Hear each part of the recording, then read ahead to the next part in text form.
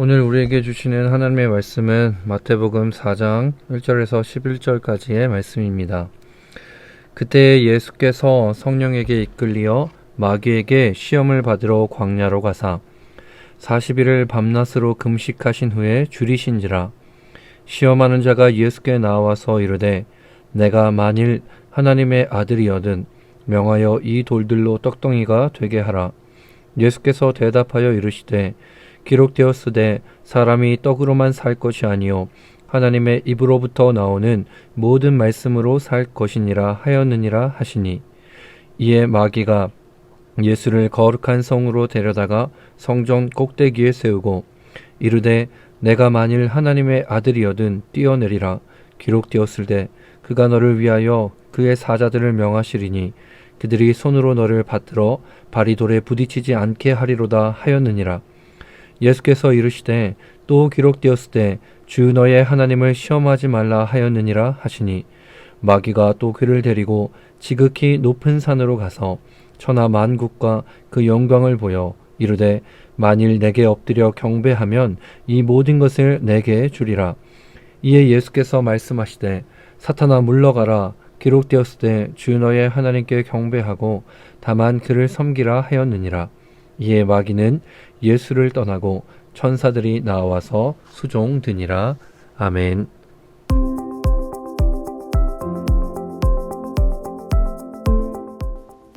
안녕하세요. 초등부 친구 여러분, 하종훈 목사님이에요. 오늘은 말씀 제목처럼 시험 물러가라 이라는 제목으로 말씀 전할 거예요. 그래서 오늘은 시험에 대한 이야기를 나눌 건데요. 친구들, 시험하면 생각나는 것들이 뭐가 있나요? 학교에서 내주는 시험 문제, 또 받아쓰기, 또 수학 문제들 여러 가지가 있겠죠. 그런데 시험이란 것은 크게 두 가지로 나누어 볼 수 있을 것 같아요. 첫째는 사단이 우리에게 주는 유혹과 같은 시험. 두 번째는 하나님이 우리에게 주시는 테스트 같은 시험이 있어요. 사단이 주는 시험은 우리를 망하게 하기 위함이고, 하나님께서 우리에게 주는 그 시험은 우리를 더욱 성장시키는 시험이라고 할 수가 있어요. 공통적인 것은 시험은 모두 쉽다, 어렵다, 어려워요.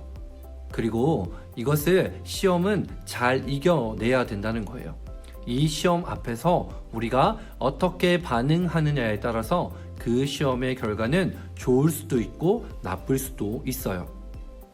자, 그러면 오늘 이 시험에 대해서 얘기를 나눌 건데, 여러분에게 먼저 한 가지 질문을 해볼게요.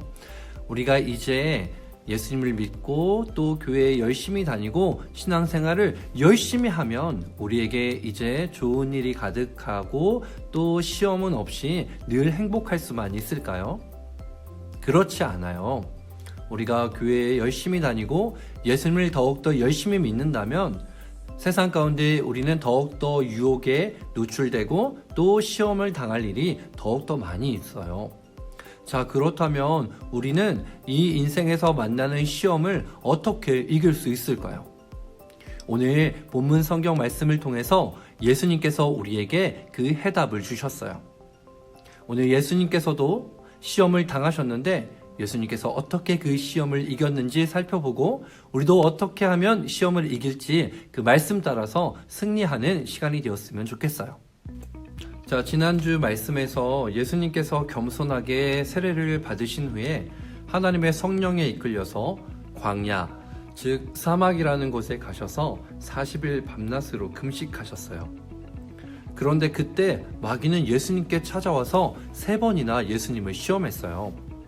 첫 번째는 줄이신 예수님의 배고픔을 시험했어요. 예수님께서는 40일 동안 밤낮으로 금식하셨기 때문에 매우 배고프고 매우 목마르셨어요. 사단은 우리의 약함을 너무나 잘 알고 이것을 늘 시험할 때가 많아요.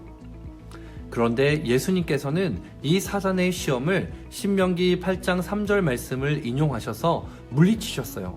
사람이 떡으로만 살 것이 아니요 하나님의 입으로부터 나오는 모든 말씀으로 살 것이라 하였느니라 하시니. 아멘. 그리고 사단의 시험을 물리쳤는데 또 사단은 두 번째로 6절 말씀에 이렇게 시험하고 있어요. 예수님께 찾아와서 네가 만일 하나님의 아들이거든 이렇게 얘기를 했어요. 그리고 성전 꼭대기에서 뛰어내려 보라고 말하고 있어요. 하나님의 아들이신 예수님의 존재 자체를 부정하고 또 의심하게 만들었어요.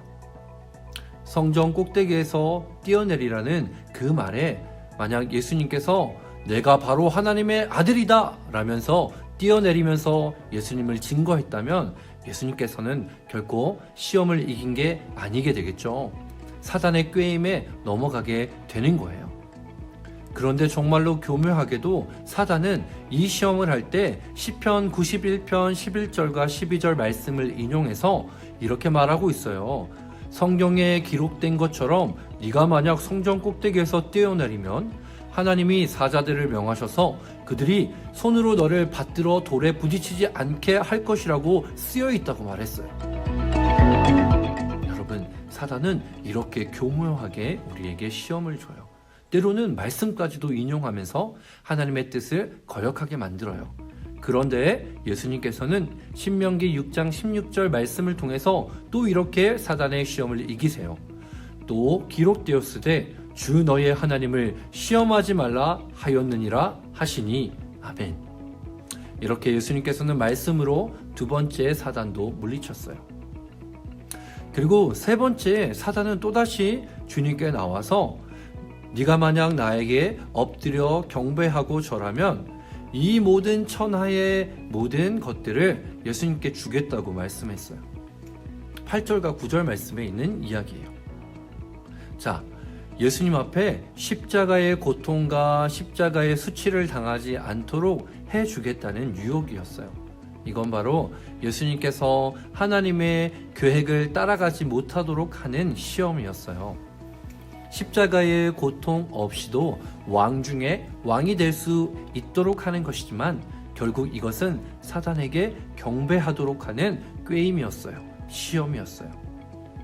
이 마지막 세 번째 시험에도 예수님께서는 말씀으로 이렇게 이기십니다. 신명기 6장 13절 말씀이에요. 기록되었으되 주 너의 하나님을 경배하고 다만 그를 섬기라 하였느니라. 아멘. 오늘 마태복음 4장 1절부터 11절까지의 말씀을 통해서 예수님께서는 사단의 세 가지 공격을 모두 말씀으로 이기셨어요. 그래서 11절 말씀을 보게 되면 결국 말씀으로 사단을 물리칠 수 있도록 그리고 물리칠 수 있다는 것을 알려주는 말씀이에요. 그리고 그 말씀을 어떻게 하면 올바르게 사용할 수 있는지 말씀을 통해서 알려주셨어요. 사탄도 말씀을 가지고 유혹했었죠? 그런데 이 말씀을 우리가 어떻게 사용하면 어떻게 승리할 수 있는지를 오늘 말씀을 통해서 알려주신 거예요. 자, 친구들, 오늘 말씀을 잘 들었나요? 오늘은 우리 삶에 정말 중요한 것이 바로 하나님의 말씀을 바로 알고 하나님의 말씀으로 무장하는 거예요. 시험이 올 때마다 또 사탄의 계획을 알아차리고 말씀으로 늘 이기기 위해서는 우리는 성령님의 도우심이 꼭 필요해요. 왜냐하면 성령님께서는 우리가 하나님의 말씀을 기억나게 해주시고 또 하나님의 말씀을 잘 이해할 수 있도록 인도해 주시는 분이기 때문이에요. 자, 그래서 우리 친구들 모두가 성령님을 항상 기대하며 성령의 충만함을 구해야 하는 거예요. 우리는 모두 다 살아가면서 시험을 당하게 될 거예요. 그러나 그 시험을 이길 수 있는 그 비결을, 그 정답을 오늘 예수님께서는 우리 모두에게 주셨어요. 우리 친구들, 시험 당할 때에, 괴로울 때에, 어려울 때에 낙심하고 좌절하고 슬퍼하고 눈물만 흘리는 것이 아니라 오늘 말씀을 기억하면서 성령님의 도우심을 구하면서 예수님께서 시험을 이기셨던 것처럼 말씀으로 하나님께 도움을 구함으로 승리하기를 간절히 바랄게요. 우리 함께 이렇게 외쳐볼까요? 성령님, 말씀을 가르쳐 주세요. 성령님, 말씀이 생각나게 해주세요. 그래서 늘 승리하게 해주세요. 아멘. 축도로 예배 마치겠습니다. 이제는 우리 주 예수 그리스도의 은혜와 성부 하나님 아버지의 크신 사랑과 성령님의 교통 인도하심이 오늘 성령님을 간절히 사모하며 말씀을 통하여 모든 사단의 시험을 이기기를 다짐하는 사랑하는 모든 베델교회 초등부 학생들 머리 위에, 그들의 가정 위에, 그들의 모든 인생 위에 이제로부터 영원토록 함께 하시기를 간절히 축원하옵나이다. 아멘.